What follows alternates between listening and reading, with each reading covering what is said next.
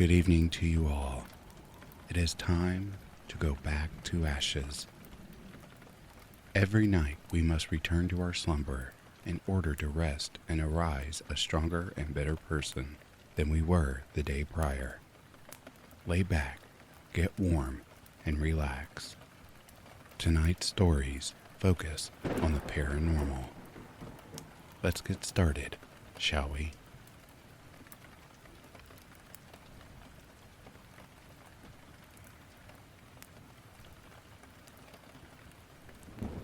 This happened 3 years ago when I was in high school. My school is very far from my home, so I ride the train. Sometimes a friend would go with me. We would usually encounter our classmate along with her boyfriend in front of us. We never really spoke with each other, but we know it's them because of their size differences. Her height. Our classmate is a girl and she's very small. Smaller than the average small height. I think she's around my chest level, and I'm just around 156 centimeters.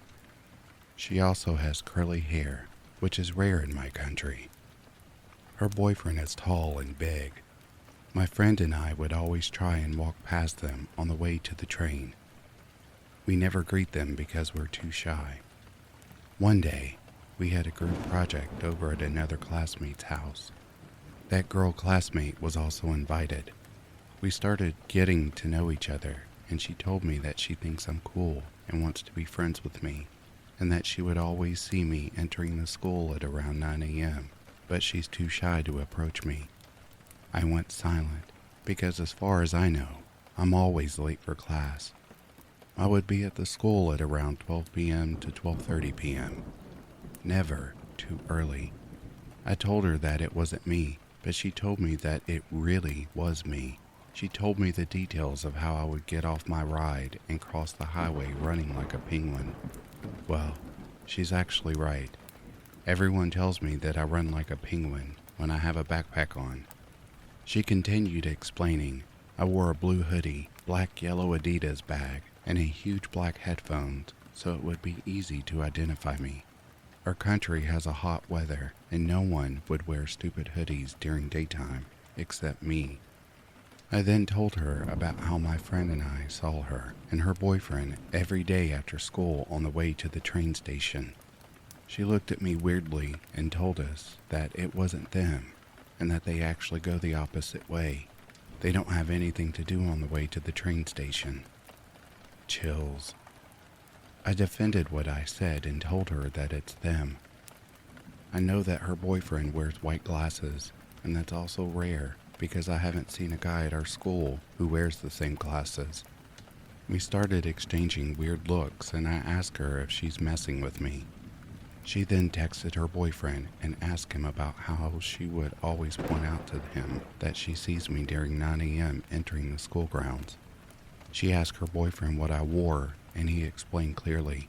Blue hoodie, black headphone, black-yellow bag, running like a penguin across the street.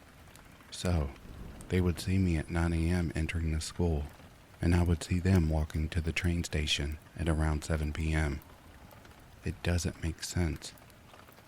After our conversation happened, those never showed up again.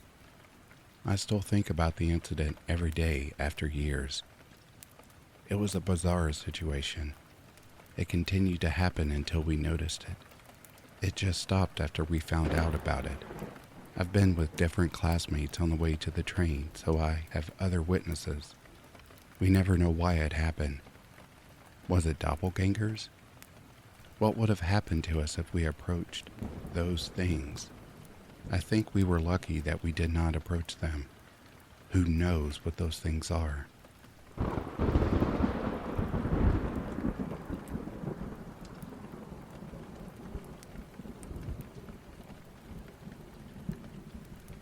This story involves an ongoing missing persons case with a fair amount of media attention, so I'm going to use as little detail as possible out of respect for the family. I won't use genders, ages, locations, etc.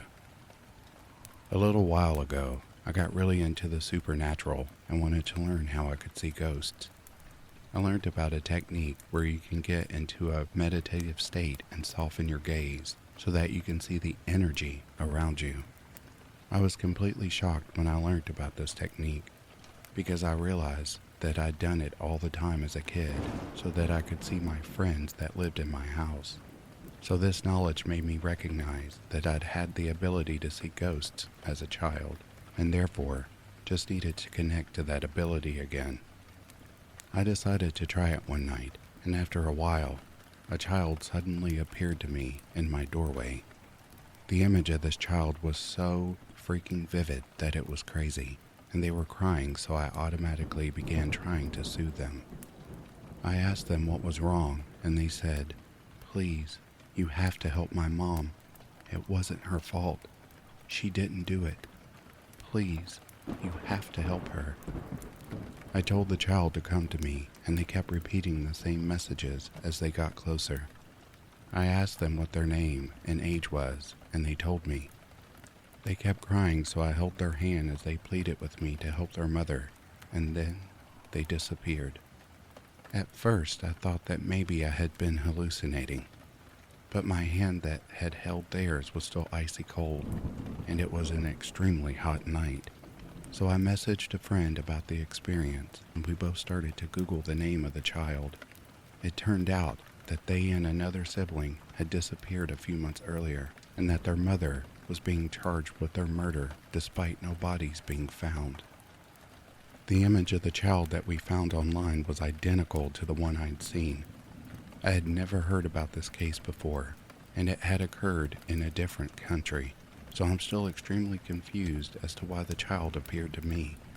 I've spent a lot of time over the past few years contemplating how I can help this child in the way that they asked me to, and I've watched basically every documentary that has been made about the case. I just don't know what to do because I feel like I'm obligated to help the mother, but there's nothing I can actually do that would be of any benefit. Last year, I contacted a relative of the mother who is the only person that believes she's innocent, and I told them about my story. They said that a professional psychic had also reached out to them with exactly the same information. I guess that's the end of my story, but I just wish that I knew what to do. This is the only time that I've experienced anything like this, and I feel like it's my responsibility to help the mother, but I don't know if there's any way that I can do that.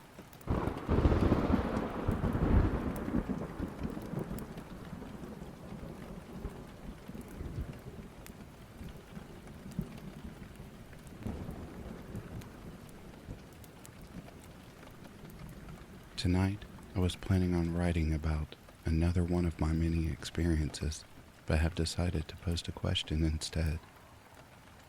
Can animals be changelings? Let me explain the reason for this query. My dog will be 4 in February. He had hurt himself breaking out of his kennel. He is a shepherd mix, so very high energy, crazy, piggy eater, etc.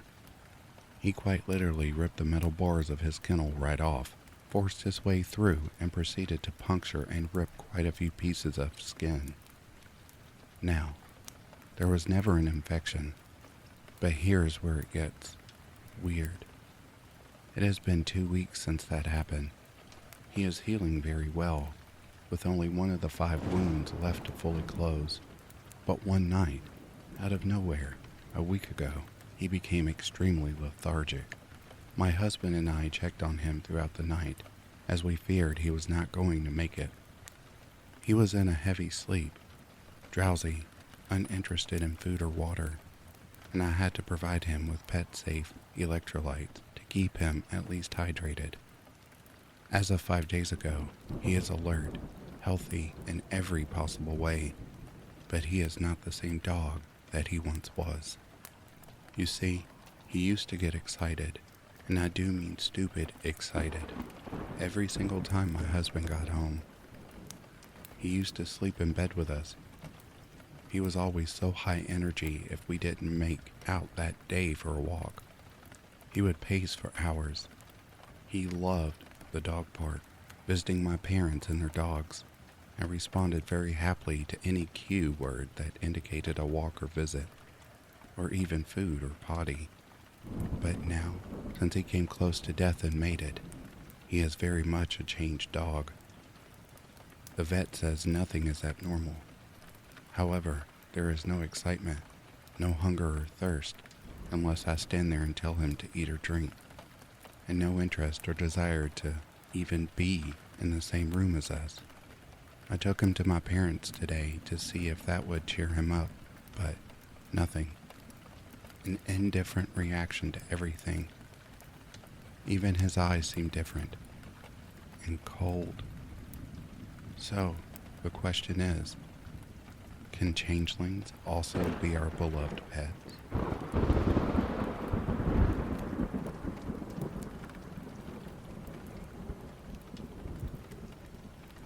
I never really brought this up to many people. I've only ever told some of my friends and my cousin. When I was 5, I experienced constant nightmares and strange activities after the deaths of my baby sister and grandpa. My parents had my babysitter who sadly passed away 3 days after birth due to birth malfunctions. I only have 3 memories of that time. Me playing in the child area with my grandma, me receiving some dinosaur books to keep me company, and seeing her for the last time before she was taken off life support. I have no other memories of her. Shortly after she died, my grandpa died as well. I actually spent quite some time with him, but oddly enough, don't have that many memories of him.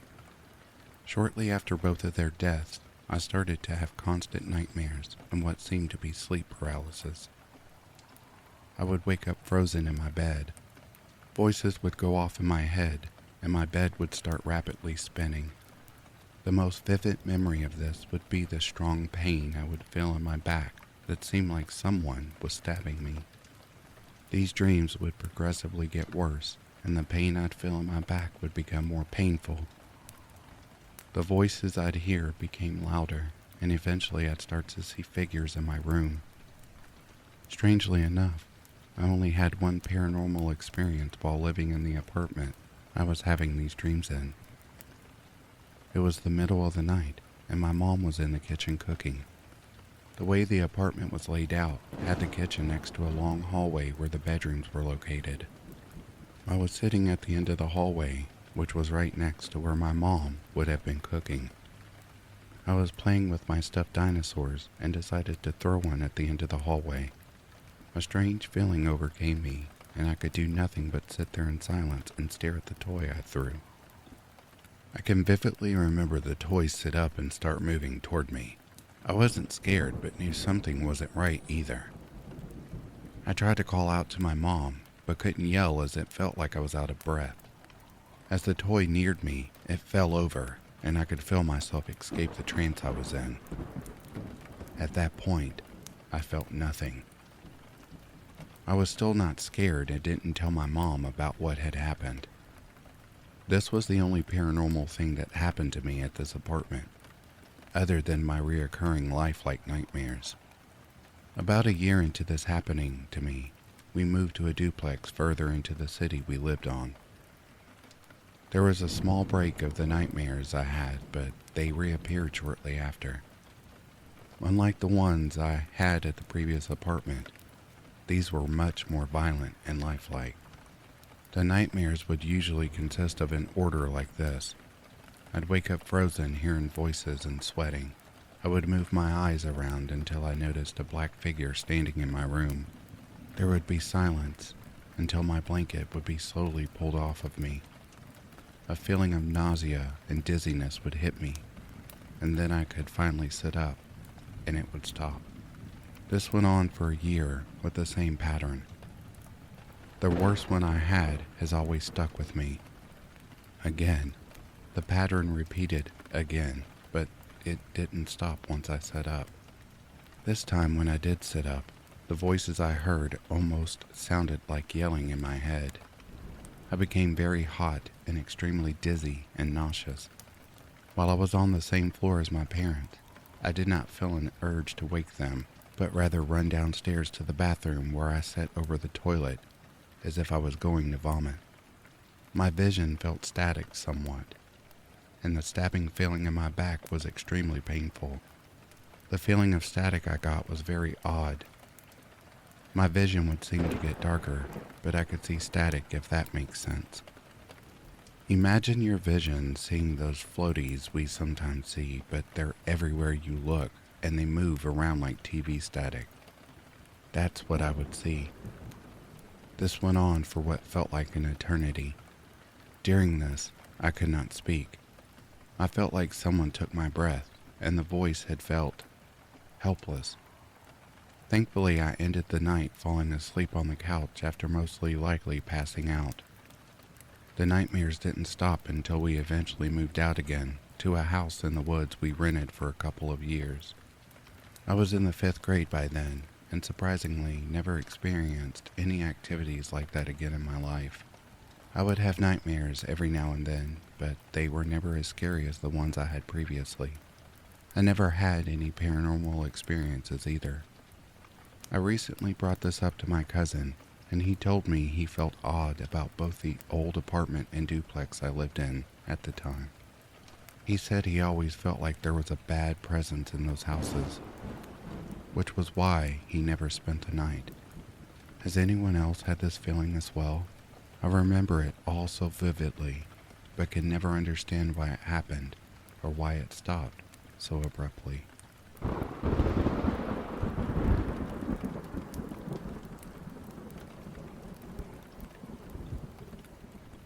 I am a male, 18 years old, a senior in high school.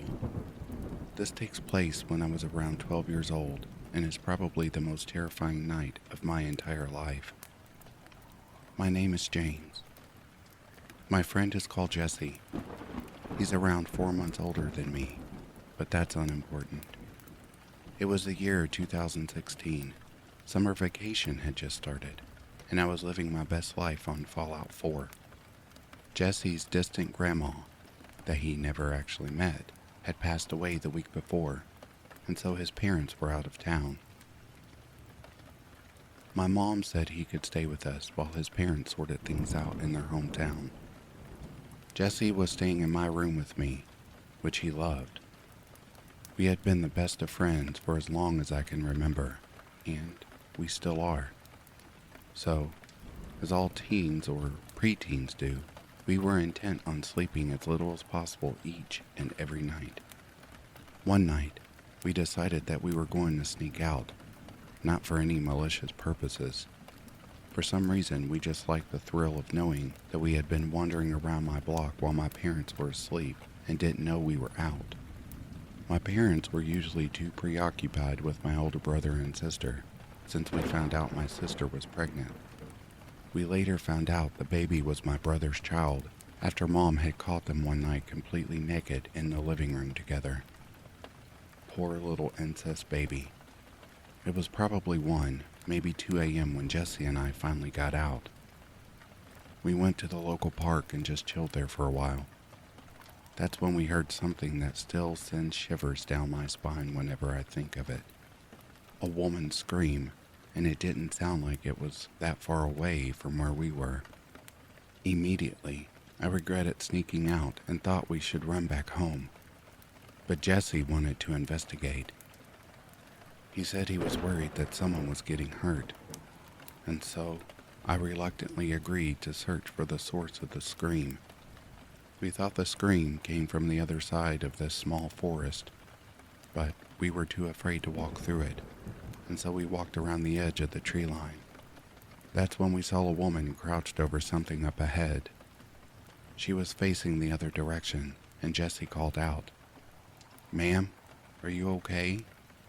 She stood but didn't turn to face us and didn't respond either. Her hands looked bloody. We slowly moved toward her. "Ma'am, did you scream? Are you all right?" Jesse said, lightly poking her back. She turned to us and vomited up a liquid. It was dark brown and smelled like rusty metal. Even worse, there was something moving inside the vomit. Maggots, I think. We just froze. Neither of us had any clue what to do. She looked at us with her gaunt face and cloudy eyes, pushed me with surprising force, and just ran into the forest. That's when we saw a rotten dead deer with bite marks. She had been eating the rotten raw deer and seemed like she had been tearing it apart with her hands. How this was even possible, I have no clue. We just looked at each other and ran home. We were so scared that we didn't sleep at all that night. Whoever she was, we never saw her again. Never heard any reports of a crazy woman being found living in the forest. Nothing. We still don't understand what we saw, but all I can say is, I'm thankful she didn't seem to want to harm us.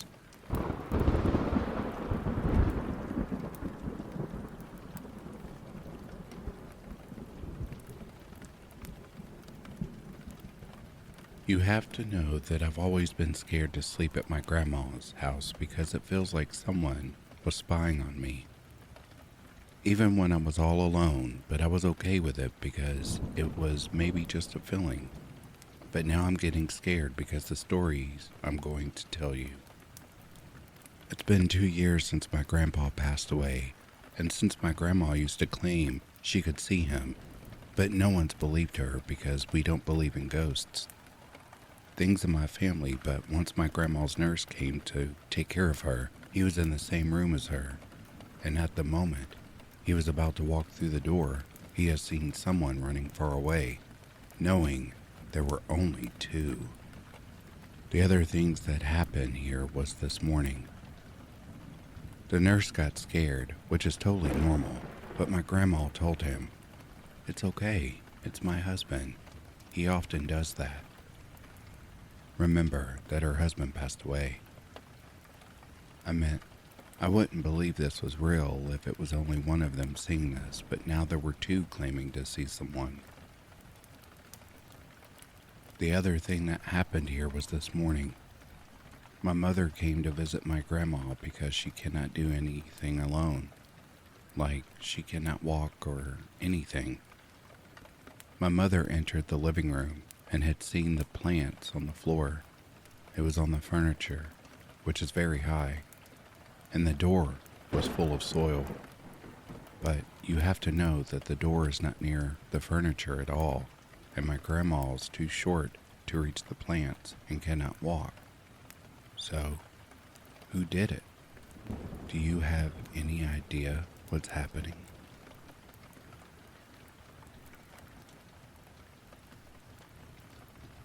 Hello all. There recently was a thread about what made you believe in ghosts. I will start with the same context many probably have said before, but I was an extremely skeptical individual. I believe that the majority of events that occur can be explained by logical explanations. That was until both myself and wife had our experiences with several unexplainable events. I want to context that these events have changed both my wife and myself's views on many things, including paranormal. Events took place around 6 years ago. Wife and I were staying at my father's house after he passed away. Everyone in the family spoke about the house being haunted as long as I can remember. Personally, never had anything weird happen prior to this, and overall just chalked it up to that side of the family being overzealous or storytellers. We were at the house for around a week to help clean it out, as it was around 6 hours away from where we live. There were several weird events leading to the final event that changed myself and wife forever. To give better context, the house itself was a postage stamp style Victorian house with 2 floors and a semi-finished apartment style attic. First event. I was going up into the attic to work on cleaning out some stuff my father had up there. He was an avid collector of NASCAR diecast and other collectibles, and things were everywhere. On my way up the steps, I was on the phone with my wife who had went to get food. when I saw the handle on the attic door twist and the door slightly open. This area we were in was not necessarily dangerous, but was far from nice. I instantly thought someone had broken in and immediately ran up to investigate. I searched everywhere and could not find anyone. In retrospect, it was idiotic to go up there alone, as if someone was up there. I was not prepared to handle it. Grief makes emotions just dull, including fear. Second event. Wife, myself, and a childhood friend were in the same attic cleaning out items. In the attic, there was a thick old shag carpet that had been there from the 70s. Since it was a semi-finished attic, one room was for storage and is where my buddy was working. I look at my wife, who literally just points at the door. We both watched the door for that room close slowly on my buddy. There was zero reasoning or explanation, as we both saw it, and the door itself took a large amount of force to actually close. Obviously, my buddy was pretty unhappy, and we both just said, "Sorry, forgot you were in there," to avoid him thinking both of us were losing our minds or scare him. Last event. The last night we ever stayed there, we slept on the second floor in the master bedroom. The bedroom itself was positioned so the headrest of the bed's wall was aligned with a set of stairs coming up. The wall and stairs were about 3 to 15 feet difference in height, depending on the location, an important piece to what ended up happening. Throughout the night, my wife kept waking me up to say someone was walking around on the platform landing outside. I looked and did see what looked like a shadow under the doorframe, so I immediately opened the door and braced for what I assumed was an intruder. Again, nothing was there after searching the house extensively. Later that night, I am awakened to sounds of scratching in the wall behind my bed. My wife is awake already and looking at me oddly and terrified as she hears it too. I assume it was a rat or some type of animal. While weird it was directly behind me, would not be a far-fetched possibility, as the house did have critters in it. In a tired rage, I turned around and just punched the wall to scare it off. Within a second, something punches back on the wall with such force it shakes the entire thing. We both then hear footsteps stomping and running away from us and up the attic stairs. At this moment, we are both at a loss for words and immediately pack up with our son and leave. We call the police and just assumed it has to be someone who broke in, until the next day when we started to think about it. The area where the scratching was occurring was above the steps, a good 10 feet, and even an extremely tall man would have had trouble reaching with a ladder. However, even if they could reach, what we couldn't explain is how this thing ran on a floor that literally did not exist. The sound of running was not going up steps, but as if there was a hallway or floor directly behind the wall, which there was not. The police found no signs of a break-in or of any intruder being there. The Ring's security cameras outside never had any alerts or saw anyone coming in. We ended up selling the house with everything in it and never stayed over there again. I came down briefly a few weeks later to finish up some final business and just went to tell my father goodbye at the house. Upon entering, the house just felt so hateful. I don't understand how a house could have feelings, but if someone was to ask me what I felt, hateful is the word I would use. I have no idea to this date what any of it means. To clarify, had I not been in such a state of grief, I would have never investigated nor stayed after the first event. My dad always brushed off the other family members' claims to it being haunted as no big deal. And even in my childhood years visiting, I never once had an odd experience. My dad and I had a good relationship throughout his life, and he never talked about the house in a negative light. The house was built in 1879 by a French family, and after them, my family owned it from 1952 and on. Nothing traumatic ever happened there, nor any weird family events. It was just a plain, old, boring house prior to that week. How has anyone else coped with a truly unexplainable event? My wife and I still to this day cannot even talk about it without getting chills or feeling literally insane.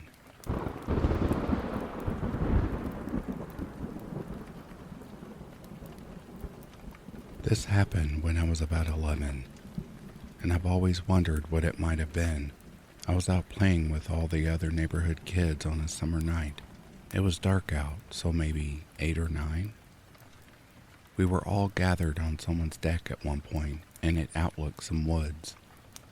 They weren't very big woods, just like a large barrier between different houses and streets. Someone pointed out the blinking light in the woods, and we all saw this. There were somewhere between 7 to 12 of us, so I know this definitely happened. It wasn't just a trick on my eyes. There was a floating yellowish orb of light in the woods. It was quite far away from us and had to be smaller than a basketball, but much bigger than a softball. It would turn on and glow for a couple seconds, then turn off, and you wouldn't see it. It had to be floating maybe 6 to 8 feet off the ground.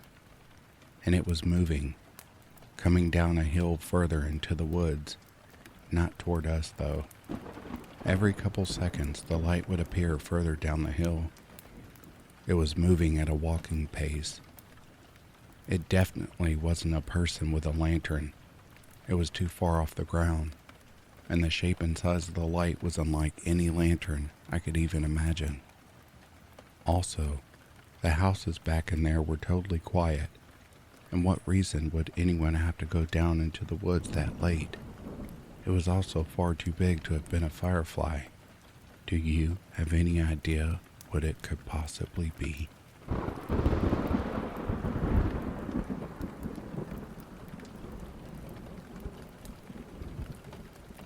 Several years ago, when my family moved to our old house from a different neighborhood, we had been given about almost 12 paintings of owls with varying art styles, but had a few things in common such as dark, unsaturated colors in a nighttime setting. They were apparently original paintings that we didn't know the origin of, besides the dates that were written on some of the paintings.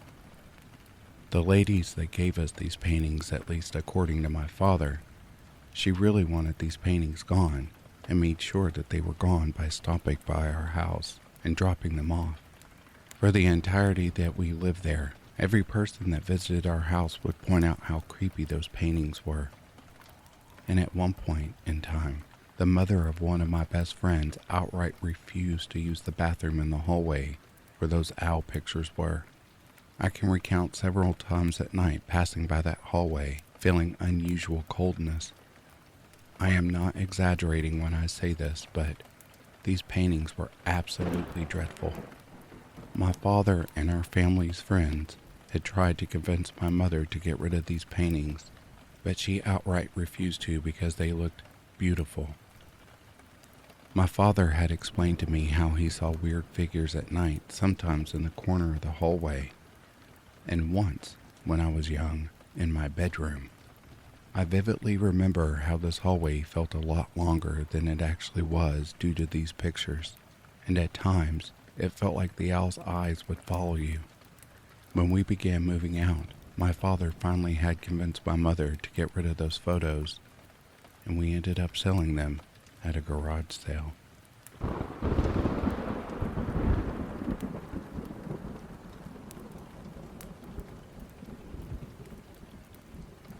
When I was a child, I was really scared of the dark. One time I stayed at my grandparents' house. We were watching TV in the living room. From the living room, there was a hallway with 2 bedrooms on each side, and hallway that led to the kitchen near the front door.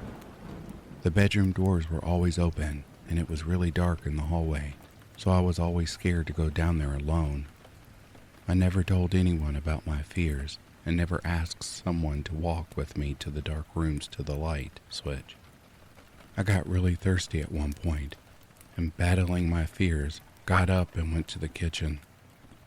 I turned the light switch on, poured myself a glass of water, and while doing so, I noticed something very weird happening, though at the time, my brain didn't comprehend the weirdness of it. The lower corner of a curtain on a window that was right in front of me lifted up slightly, and I witnessed a hand on the other side of the window reach and knock on the window pane.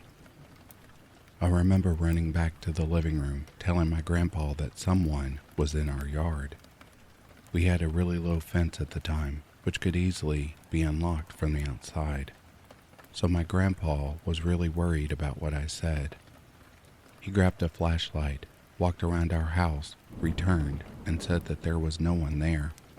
He asked what I saw, and I said that someone knocked on a window, completely forgetting the part where the curtain lifted by itself to show that hand knocking. As I said, my brain accepted it as normal for some reason. Sometime later, I remembered this detail and was startled by it. I would have believed I dreamed the whole thing, but I remember my grandpa checking around the house and talking to me about it.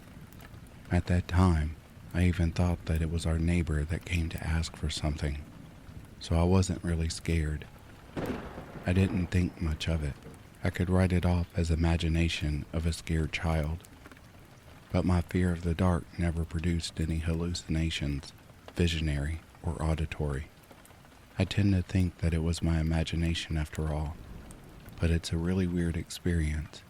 Nothing similar to this ever happened after that.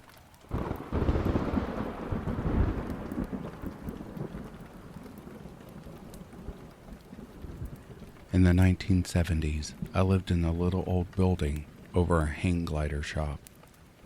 You had to go up a flight of stairs to get to my apartment, and the yard was all gravel. So my coworker Raleigh and I were up late in the shop doing inventory, which involved counting each and every bolt cutter, pen, etc., in the boxes on our supply shelf. We were just talking and counting. About 1 a.m., we both heard heavy footsteps going up the wooden stairs to my place, but they stopped halfway up, and then nothing. Raleigh and I came out to look. Nobody was on the stairs, and nobody was in my apartment. The weird thing was, if a person had gone halfway up and then jumped off, we would have heard them land on the gravel. That didn't happen. Nobody was there at all. I found out later that the guy who lived there before me died in a hang gliding accident. Maybe he was trying to come home. I don't know. I still don't know. But this is why I don't just discount paranormal accounts. Sometimes things happen that just cannot be explained.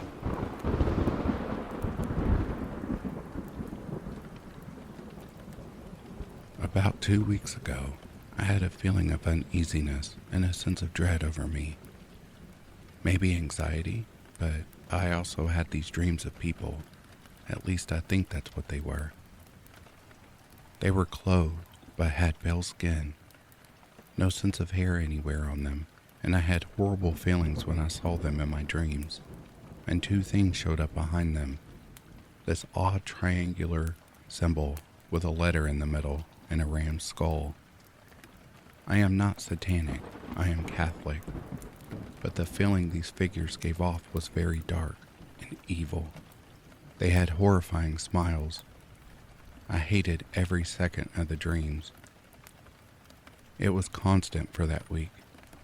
Every time I woke up from these, I felt disgusted and sick. This past week, my dad was being followed by a man, bald, pale skin, driving a Ram truck. The way my dad described the man was demonic, evil, inhuman. He said the man had the face of a devil. I asked about the truck. He said it was all black with a strange triangle shape on the rear window. I asked him to draw it. It matched the one in my dream. I looked it up. It was a Freemason symbol. I told him about the dream. We talked to a priest. The priest said that Freemasons were satanic in practice. I saw multiple of these people. I'm scared there's going to be more who will do worse things. I know I sound like a crazy person with the people following me and my dad, but the energy wasn't good. I just know it isn't.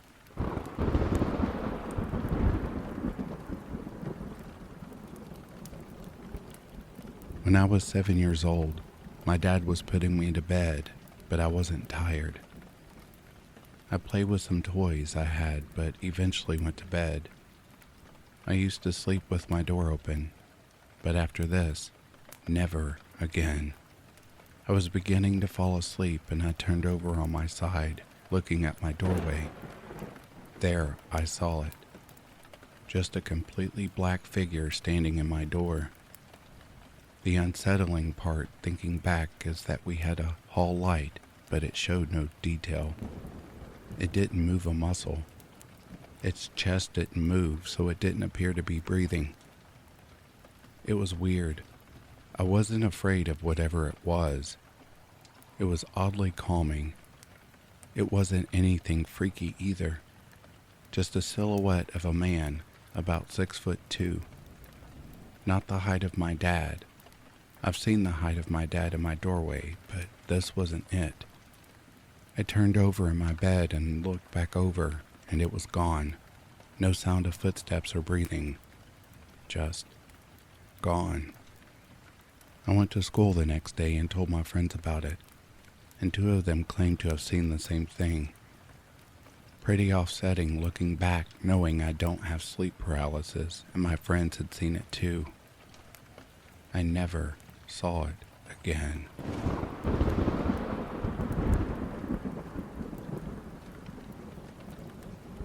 I worked third shift, and I worked a half a night a few days ago, which meant I was driving home around 3:30 and 4 in the morning. I've been driving the same route for years and know the area well, and because I do a lot of night driving, I'm very familiar with how the area looks in the dark, especially since it's a fairly rural drive and we have a large deer population, so I try to be very aware of my surroundings at night. I say all this as a preface to drive home the fact that I fully, truly know that whatever I saw was at least out of the ordinary, if not paranormal, because 90% of my driving is done under the circumstances, so I'm not inclined to think it was just my eyes or mind playing tricks on me. So I was turning at a 4-way stop to head into town. There are a couple homes and businesses at the intersection, but it's mostly fields.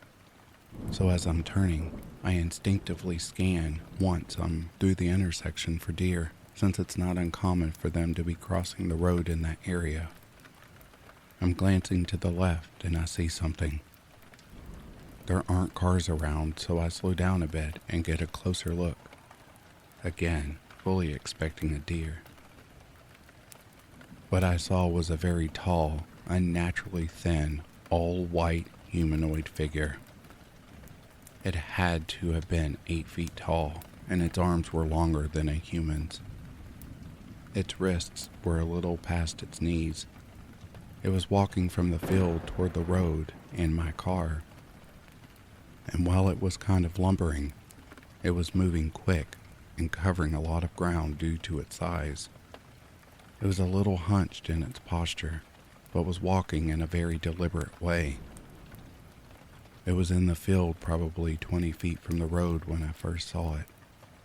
I immediately was hit with the absolute wave of terror that I've never felt. Not just, I'm seeing something weird in the middle of the night scared, but this thing can, will, and wants to kill me scared. I immediately hit the gas. By this point, it was nearing the shoulder of the road, and when I checked my mirrors, it was gone. Full disclosure, I do have anxiety disorder and panic disorder, so I am susceptible to sudden onset panic attacks. But this was a completely different type of fear. It felt targeted, almost, like it was explicitly causing me to feel fear, maybe in hopes that I would experience fight, flight, or freeze, and go with freeze. But if it was that powerful, why would it need to toy with me? I have no clue what it was. Google hasn't been helpful, and I'm too embarrassed to tell anyone in real life. Has anyone had any advice or similar experiences?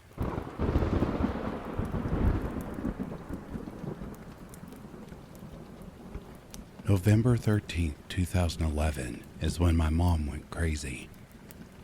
My parents were married for 21 years. My mom has always had her demons, but for a long time, she at least tried. Sometime in 2006 or 2007, after I went off to college, she went off her meds for depression for the 45,992nd time. This time was different. I didn't realize what mania looked like at the time. I was only 18. But years later, I realized she has an adult onset of bipolar disorder. It was unnerving. It was the last straw for my dad, and he left. The divorce was finalized in 2008.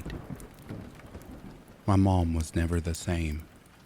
The combination of borderline personality disorder and bipolar disorder, both diagnosed, meant watching her go up and down on a haunting roller coaster of destruction, meant watching the small part of her that was a mother fade away. My dad left her the house, the one we had lived in all my life. It's a beautiful home, cozy, and on the corner there's a big bay window and natural light. It always felt like home until the divorce. I hated being in the house after my dad left. Her behavior became more erratic, and the lows became so much lower, and the house began to change. It was dark and stale, and you couldn't wait to leave. I've always chalked it up to be my perception as a young adult, weathering a divorce and my mom's downward spiral. But now, I don't know. It got worse and worse over time, and then I got the phone call on November 13th, 2011. I was living in another city. The call was from my father, telling me a neighbor noticed he hadn't seen my dog in the bay window for several days and decided to use the spare key my mother had given him. The dog was found dead in the bathroom, and my mother in bed, weak and frail. She had laid in the bed for so long her leg muscles had atrophied. The dog I've never been able to get answers on, but my sister once let it slip that there was blood. The cleaners my aunt hired to clean the house found my cat 3 days into the job, crushed to death between the ottoman and chair in the back room. She spent the next few years in a catatonic state, first in the mental hospital, and then she was transferred to a nursing home. In the meantime, I was the one to clean up the house. She was a shopaholic hoarder, and mental illness had only amplified it. The first time I came back home, it felt dark and stale, but it was empty. It didn't have the panic pressure that I had felt with my mother there. I sorted and cleaned, sorted and cleaned, sorted and cleaned. The more I did this, the lighter and brighter it became, until it felt like home again.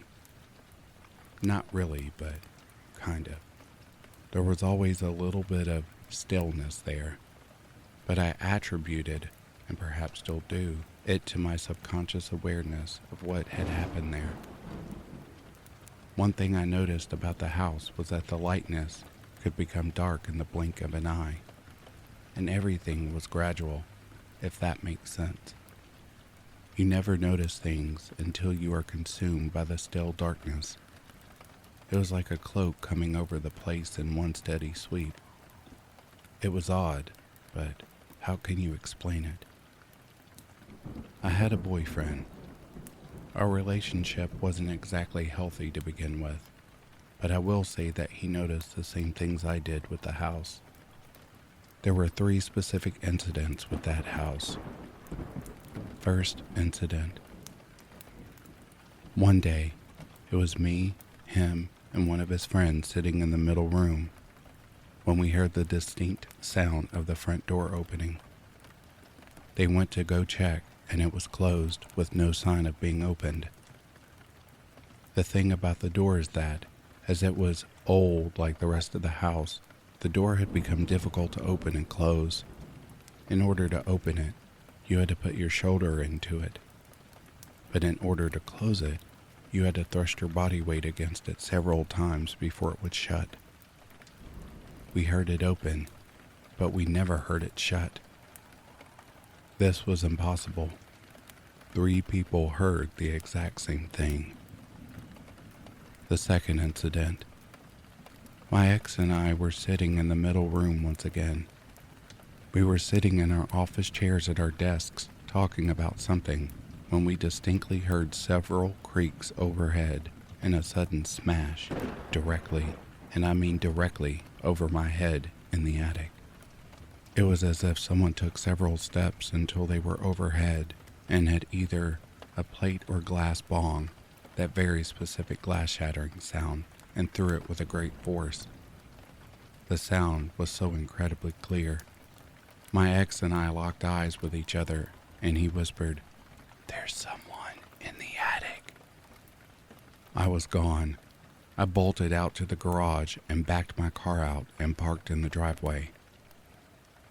My ex came out to meet me and convinced me to stay where I was in the car as he called his best friend, the same one who heard the front door open and not open, and asked him to come with his gun so they could search the attic. His best friend arrived in less than 2 minutes with his weapon. They both went inside the house and searched the place from top to bottom as I sat in the driveway. The way this home was set up was it was on a corner lot.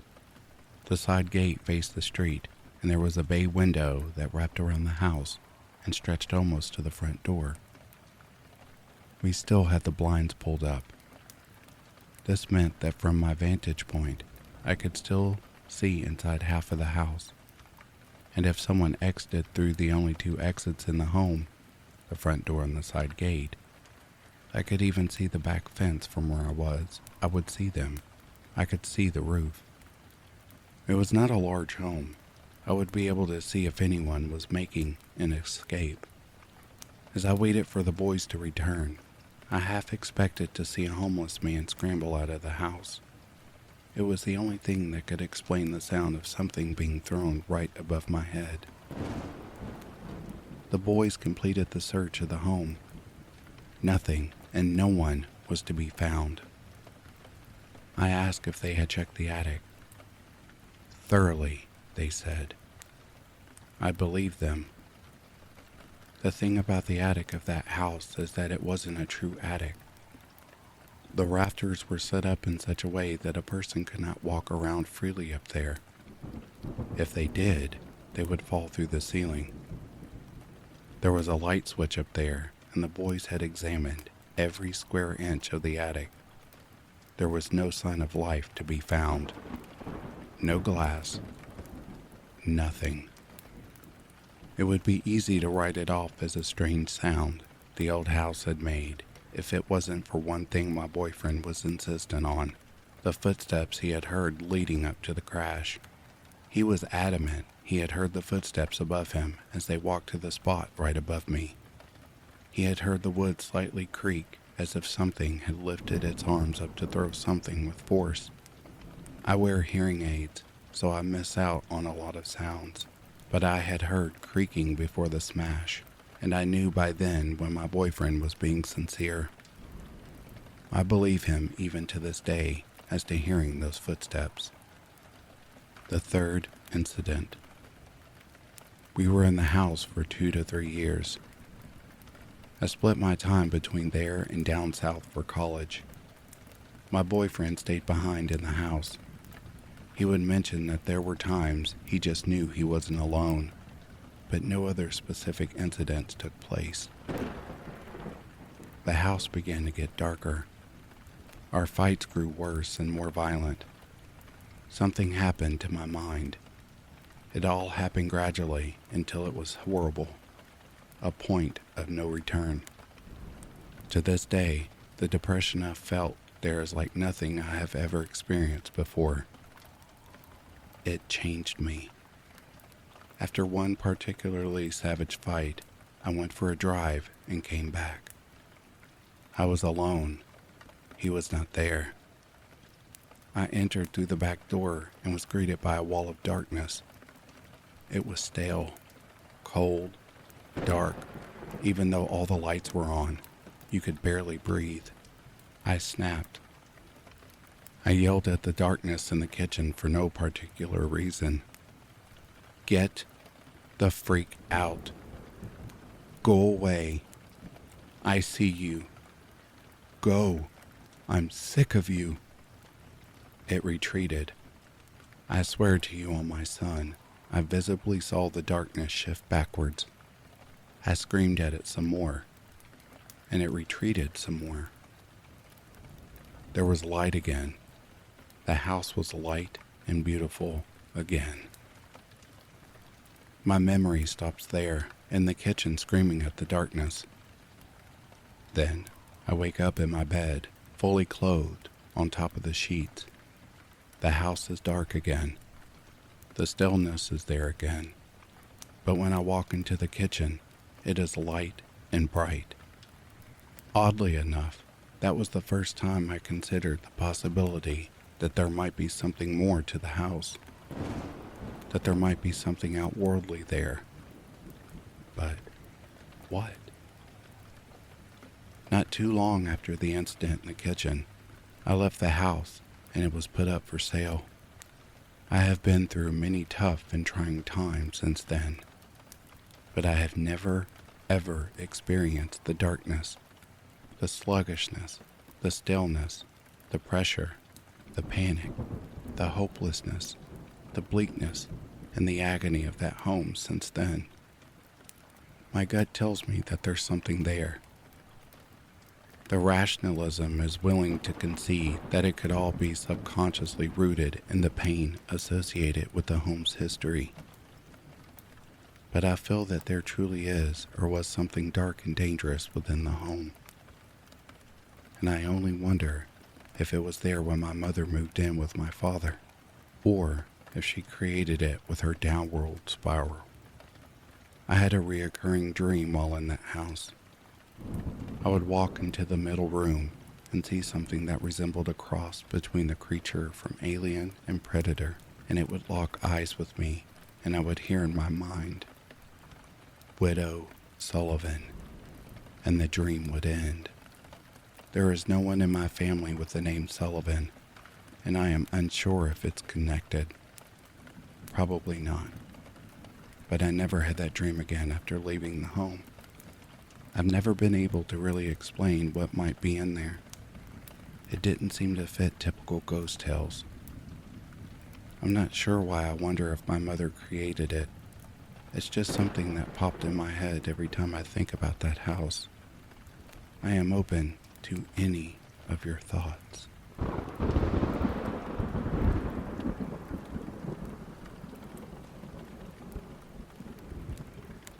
So, today is Sunday, a day I usually go out to hike a route I hiked many, many times.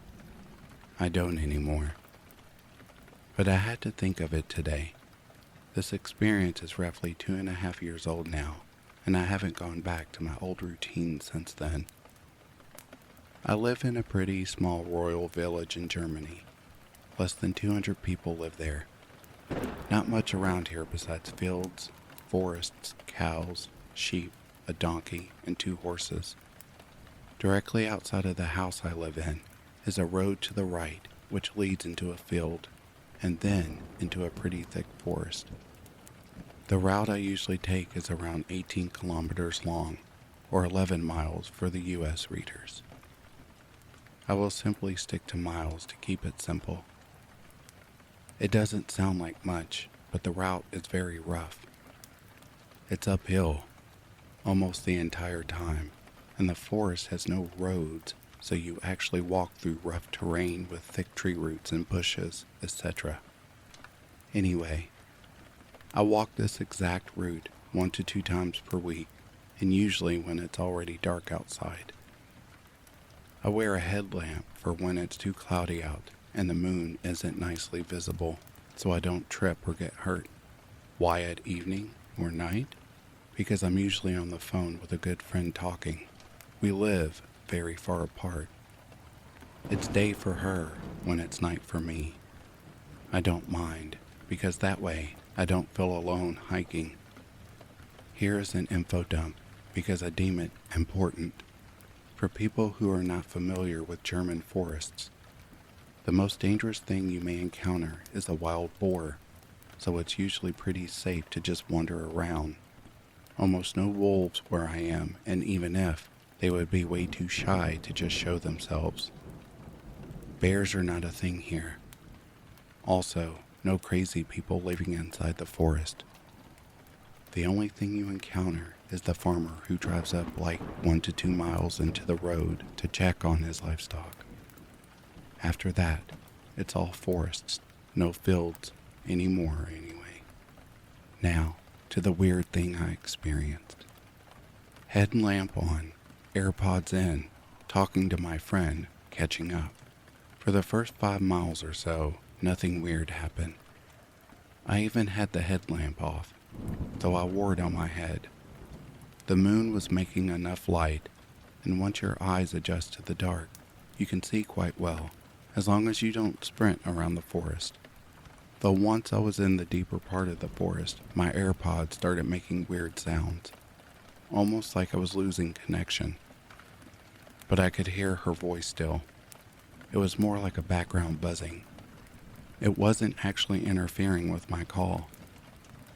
This buzzing went on, and after 20 minutes or so, I suddenly noticed that I couldn't see as well anymore as I could. The moon was blocked by clouds, but these clouds didn't look like normal clouds. They looked like thick walls of fog just way higher up than fog should be. I know it's hard to picture, but clouds usually look fluffy or thinned out. These seemed heavy and wet. It's hard to describe. I told my friend to hold on for a minute because I had to focus on something. I don't know why I said that, but focusing on her talk was disrupting my view for whatever reason. Sensory overload, I guess. The thing I had to focus on was a huge, thick, deep black cloud. It kind of pushed itself through the fog like clouds and positioned itself right over me. Almost as if it was trying to throw a shadow around an area I was in. The cloud also started to swirl in the middle slightly, and that was when my connection just fell flat. I got the beeping sound you get when you lose connection, and gone was my phone call. No more bars, no mobile data, nothing. But my AirPods were still buzzing like crazy in my ears. That's when I felt uneasy. Neck hair standing up, cold sweats on my back, and I started turning around to leave because the way ahead just seemed a lot more dark and sinister than my way back. The moment I turned around and started, slightly jogging back because I felt scared, was when I started to hear bell sounds. Almost like church bells, but the sound was deeper. That typical ring you hear after a bell sound was just stuck in the air, and it was giving me this weird sensation, as if my bones were suddenly rubbing against each other. It was extremely freaky. All I remember is that I started to go from walking back, to jogging back, to running back, trying to leave the forest and go back to the fields where you start. I didn't look back while running, but I could hear the bell sound getting weaker the further away I got, and the fog-like clouds were becoming less and less until I finally left the forest and I was back to a normal sky, thin clouds and the moon. Once I got back home, I simply undressed, went into the shower, and went to bed, thinking I just simply got spooked today, or maybe I was exhausted and my brain went haywire. I don't know. But I never saw a cloud like that in my life, and church bells are not a thing late at night inside a forest. I never went back to hike that route. I never told anyone, because I'm a bit embarrassed. But I had to think of it today.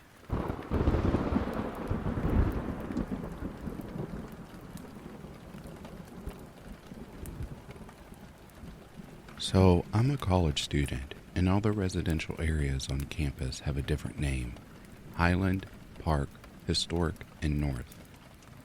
I chose to live in the Historic District because it was the one with the most greenery. It was close to all my classes, and my brother stayed in the same dorm when he went to my uni. I live on floor 3 of 3 at my dorm, and I noticed something really odd shortly after moving in. There's an intercom right on the wall at the foot of my bed. I inquired about it at the front desk, asking if it was hooked to the desk or campus security, anything like that. The desk assistant had no clue what I was talking about and directed me to the most popular RA in the building. I asked him about the intercom, and he told me the story as follows. Back in the day, the rooms had intercoms that went to the basement. Not sure why the basement, but the basements of the historic dorms are closed after someone unalived themselves in their back in the day. There's also rumors that they connect to the bomb shelter under campus, but I don't know. I was aware of the bomb shelters. We have staircases that lead down at random spots all over campus, one just outside and to the right of my dorm. And you can even hear the pressure release from them about every half hour to an hour. But this intercom thing spooked me, so I chose to ignore it. My roommate and I had pretty opposite schedules, so we were rarely in the room together. Weird stuff would happen to us, though. I'd be working at my desk and hear a woman go, "Hello?" who was assumed was my roommate or friend from down the hall. But I'd turn around, and he wasn't there. My closet is about 2 feet from the intercom, and sometimes I'd hear the doorknob turn. It's all good stuff in this dorm. Everything creaks. My roommate would text me asking if I forgot my keys and was knocking on the door, which obviously I wasn't. There was even a time where we both in the room and a huge bang hit the door, right next to the intercom. We freaked out, looked through the peephole, but saw no one. We slowly opened the door to look down the hall, and because we're in the center, there isn't anywhere to run. But no one would be there. My roommate broke her leg a month into the school year and had to drop out, leaving me all on my own.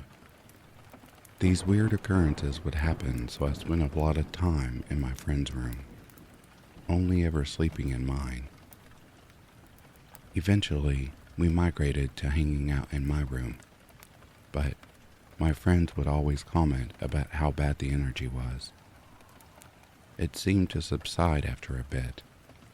There are still some days I walk in, and it's absolutely draining in there. There have even been instances when my boyfriend and I are about to fall asleep and he'll say, "What do you mean?" And I ask confused what he's talking about, and he'll say, "Didn't you just say..." Some weird clicking, almost like a telegraph, started coming from the intercom around October. I asked the RA about it, and he assured me the intercom was disconnected.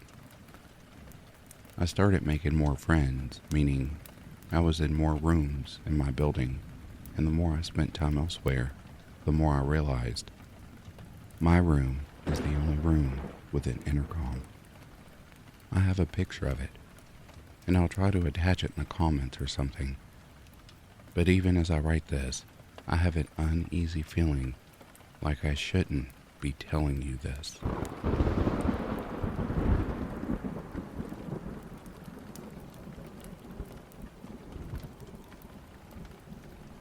This thing happened on a holiday in Ibiza in the summer of 2018. I've always been pretty skeptical about ghosts, etc., but this thing really made me see it differently. The reason I'm posting it is because I came across it again after sending my experience to a friend back then. I stayed with my parents in an old and dated looking hotel build, probably somewhere in the 50s or 60s. The 2-bedroom apartment had a dismantled fireplace in it, and the doors were rigid and had vintage but sturdy knobs. The apartment has this key card holder in order to have electricity in the apartment. And at the first day of our holiday, I put a piece of cardboard in the holder so we don't need to put our key card in it every time. One of the last days of our holiday came to an end, and I went to bed. My room was located right behind the entrance, and my bedroom window was looking out on the hallway. I went to sleep, but eventually I woke up around 5 a.m. I had this weird dream, one that I never had before. As I was rethinking what just happened in my dream, I wanted to move my head, but to my horror, it was really painful as I had a stiff neck. Luckily, I could move it enough, and I managed to turn on the lamp on the nightstand.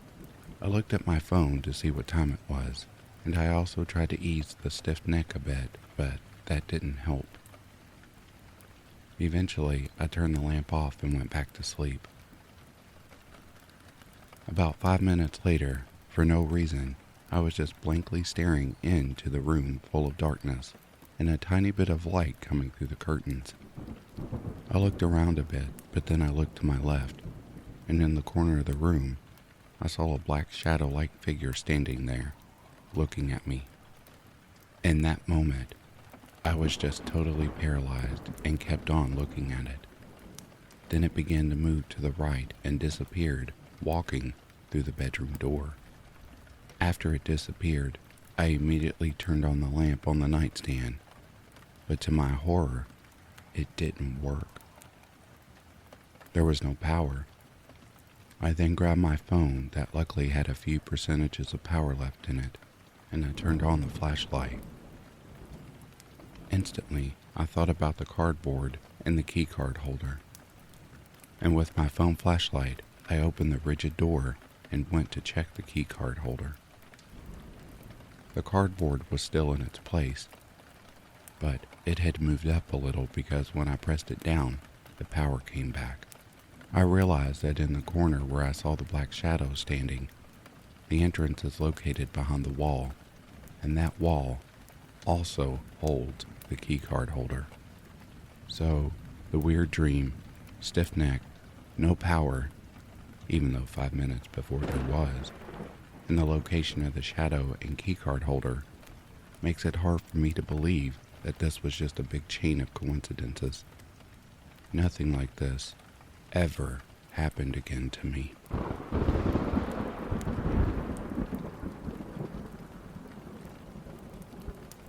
I was visiting my ex, who lived in a super old house. It had been a hotel, brothel, store, and a funeral home in its former life.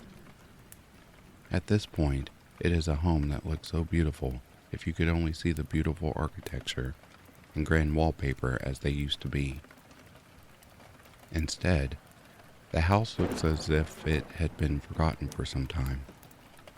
Dust and cobwebs are visible on every surface, but especially on the deep mahogany carved trim that encircled every room and sometimes protruded into elaborate carvings of guardian protectors.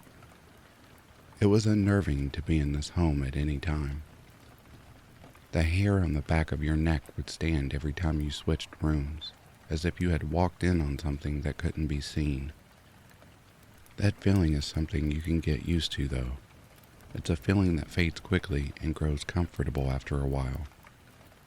This was a feeling that you didn't mind because it didn't trigger any emotion. It was just more of a reminder that some people are unseen. At night, the house was a different story. Not often, but some nights the house after the sunset felt different. It filled with tension. You could feel the hair on your neck stand, but the energy of someone being there is much different. This feeling causes goosebumps.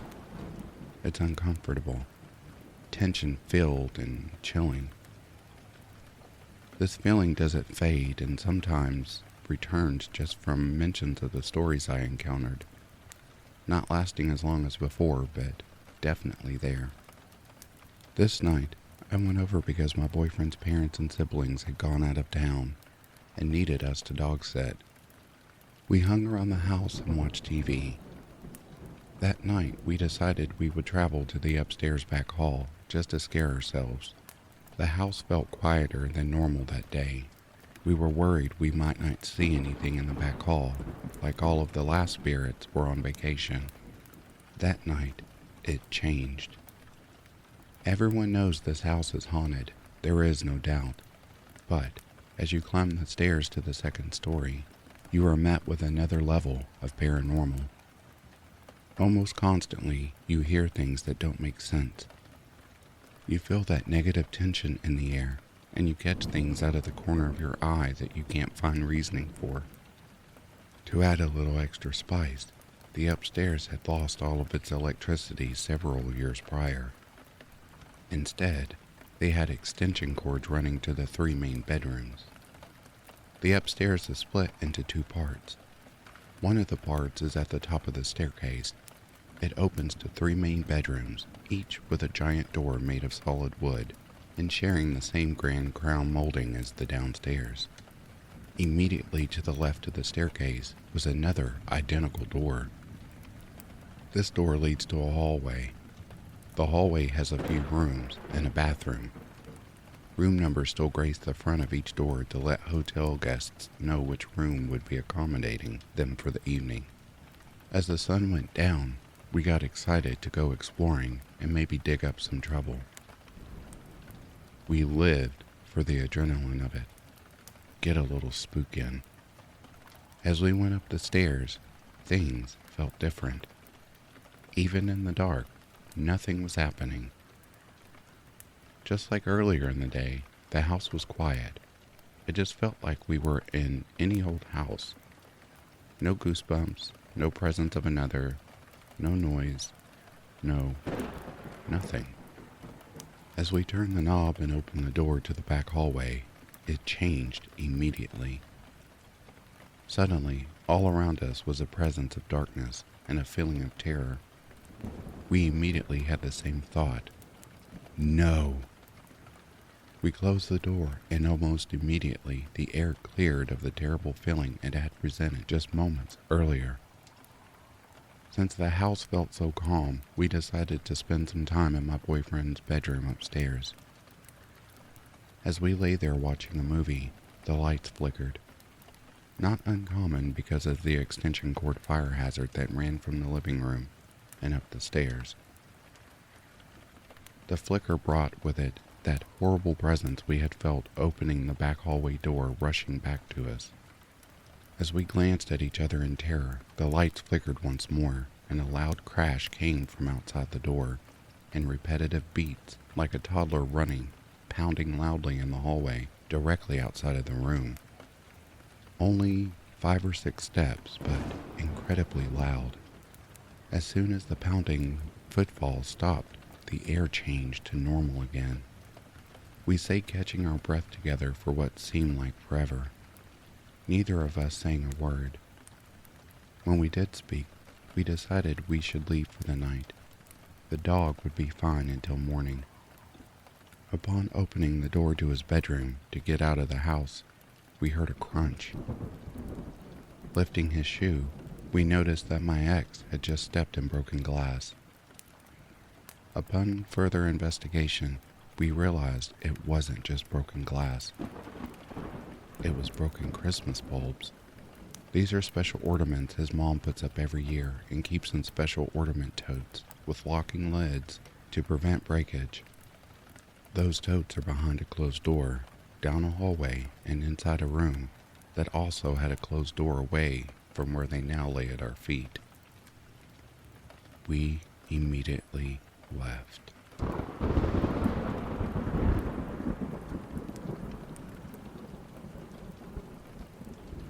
I'm a 19-year-old currently doing my first year in an art school in Singapore. Before attending this school, I've heard a lot of stories about this school, like students hearing soldiers marching in the building at 9 p.m., women crying in the toilets, and people running in the school building even though it's already 12 midnight. However, I always thought of a realistic explanation in these stories. Come on, it's an art school. Those marching footsteps could be the dance students. Crying in the toilet is common because of the stress students get from the assignments, and running at 12 midnight? I did that a few times to run away from the guards because I couldn't use my own laptop to do my assignments, so I stayed in the school's computer labs to do them. But on November 18th, 2022, something horrifying happened that changed my mind. It was a Friday night, and there weren't a lot of students in the building. My school is located at the heart of the busiest location in Singapore. Clubs and bars were nearby. We're surrounded by hotels, and we're pretty much surrounded by iconic places and malls. So, most students are out to party, especially because it was the last day of the semester. I was in my classroom, alone, doing my assignments. I was already having a bad day, and I did not bother going to a cafe or just going home to do my work because I really needed to smoke from time to time. I wasn't smoking cigarettes, of course. My classroom could have detected that, but I always bring a vape with me to smoke it while I'm alone in class. Living in a strict country and home, I am not allowed to vape at all, hence why I'm doing my assignments in the classroom. I looked at the time and it was already 10:30 p.m. I was surprised the guards didn't even bother going up to check if students left the property already. I debated if I should stay or leave later and catch the last train. I stayed, somehow, and continued doing my essay. A while later, I heard someone trying to open the door. The door isn't locked or anything. It can only be opened with the staff and student ID cards. I looked at the glass panel of the door, and I didn't see anyone. I opened the door, and I didn't see anyone. It's impossible for someone to run and hide. It takes quite a while to find a place to hide because it's an open space. At that point, I was still not creeped out as I was stressed with the assignments. It happened again, but this time, I saw a creepy face in the panel looking straight at me. Its eyes were wide open, a huge grin on its face, and the rest of the face was just pitch black. I froze, not knowing if I should look away, but at this point, this thing knew I could see it. I reached for my phone slowly while looking at it, not blinking at all. It watched my movements intensely. The door handle shook again, and I have never been so thankful of the card function for the door. I quickly called my boyfriend, who was at a gig nearby, and frantically asked him to come to my school to fetch me. This thing wouldn't go away, and at this point, I keep asking myself if that was human with a mask, but its features move naturally. My boyfriend FaceTimed me this time, and I looked at the screen to look at where he was at. I looked up again, and the face wasn't there anymore. I looked at the screen, and I could see my boyfriend reaching the classroom. The door shook again, but this time, it was my boyfriend. I opened the door and hugged him. I was shaking so bad, and the whole time we hugged, he calmed down and told me he didn't see anything, so we were safe now. We packed my bag and immediately left the building. We have this belief where if a ghost or a spirit shows itself to you, you are not allowed to go home immediately, as it will follow you. Instead of catching the last train, my boyfriend and I decided to sit at a nearby coffee shop and eat supper. Though it happened recently, I don't know what that was, and I am never staying in the classroom late at night alone, ever again.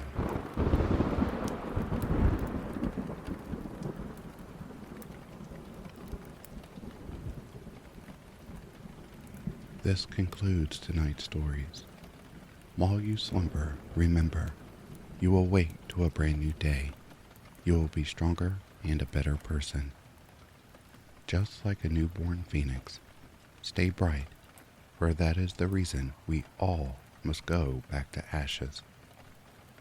Sleep well, and I look forward to reading to you again.